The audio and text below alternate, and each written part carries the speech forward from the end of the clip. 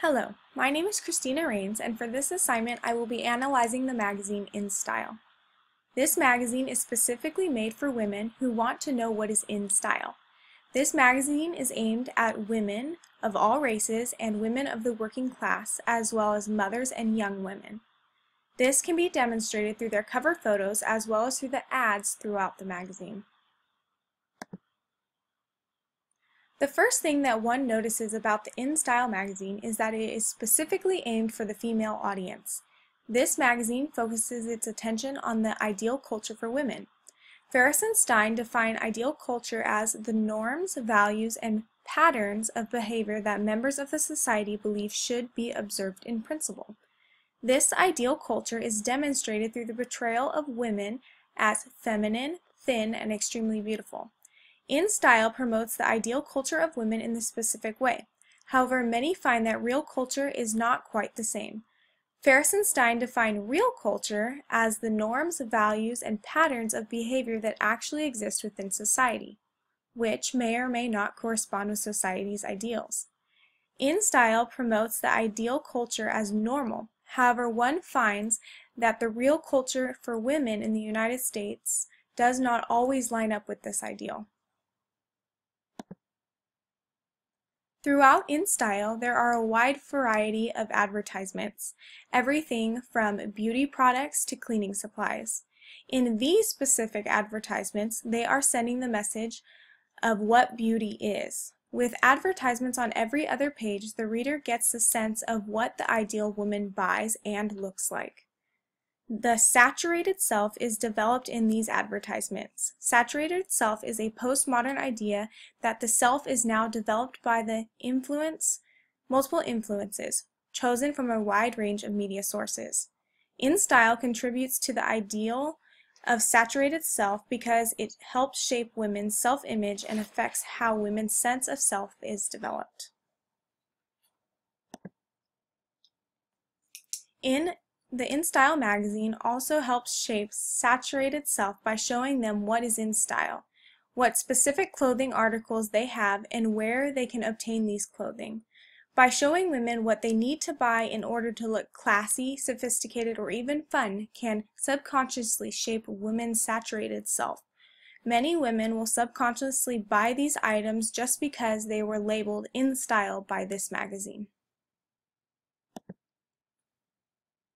One notable characteristic of InStyle is that they gender stereotype. This is evident by the way they advertise as well as how they write their articles. Now, it is important to note that InStyle magazine is specifically aimed at women since it is targeting their audience. However, what is less noticeable is that InStyle stereotypes their posts based on what they believe attractive women should eat and drink. This is a gender stereotype of what women like to eat, even though many attractive women eat and drink many different types of food. For example, some women enjoy Indian curry or even hamburgers and fries.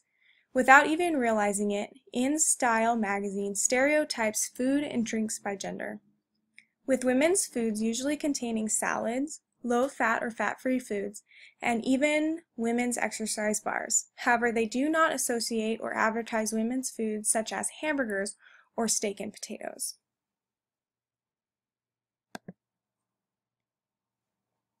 Another way that InStyle gender stereotypes is by advertising and promoting cleaning supplies and even laundry soap. Although it is true that most women do clean their house and do their laundry, this magazine particularly stereotypes women for cleaning. This stereotypes aids in the ideal culture in promoting ideal women as being clean and tidy, when in fact a woman's cleanliness usually has to deal with the upbringing and personality that they have. InStyle, however, portrays women as always being clean as well put together. This is a classic example of gender stereotyping. The next important thing that one notices about the InStyle magazine is that it does a wonderful job about being culturally diverse. In their front covers as well as in their models, they have many different ethnicities. InStyle makes a point of including women of different ethnicities, showing that women are racially different. However, InStyle still promotes the same ideal culture for women. The ideal culture of feminine, thin, and extremely beautiful is upheld throughout the entire magazine, when women's clothing style for other cultures is not promoted. InStyle promotes the Western ideal of style. This demonstrates that although racially diverse, that the same ideal culture is upheld. InStyle promotes cultural imperialism among the multicultural women.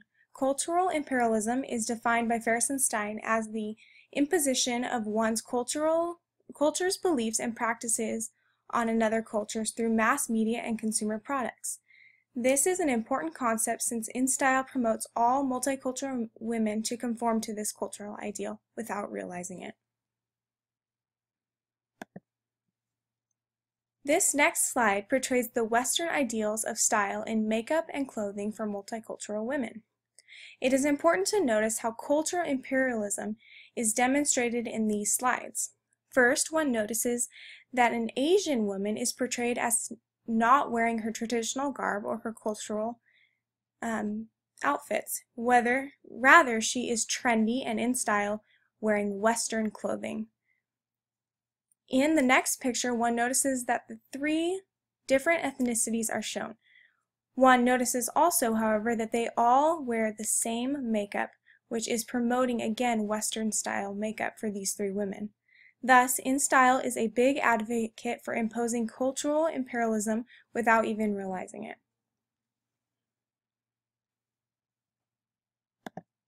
In this slide, the reader finds multiple messages found in the front covers of InStyle magazine. Each of these messages promote weight loss in women or slim and trim ladies. Today, the ideal culture for women is that they have to be slim and fit. However, real culture hosts women of all sizes and shapes. By advertising sayings and articles on weight control and fitness advice, InStyle is displaying the Sapir-Whorf hypothesis. The Sapir-Whorf hypothesis hypothesizes that languages, structures throughout, and that ways of looking at the world are embedded in language. This simply means that language promotes and defines people's perceptions. This concept is demonstrated by the fact that InStyle bombards women with the need to be thin or drop a few extra pounds, which ultimately shapes how women perceive themselves and other women. Finally, after analyzing the magazine InStyle, one can see the sociological terms, concepts, and theories applied. The first is ideal culture and real culture, which communicate the hopeful ideas and reality of culture. The next concept is the saturated self, which simply put is the shaping of oneself by media and products, as well as the terms of stereotyping, which deal with people and how they place them into groups, as well as cultural imperialism, which defines how a culture impacts another culture and has them pursue a specific culture or look. And finally, the Sapir-Whorf hypothesis, which shows how language affects and shapes an individual's perceptions of themselves. Below, I have included the citations of the specific books, articles, and magazine clippings I have used in this presentation. Thank you for allowing me to share my analysis of the InStyle magazine with you.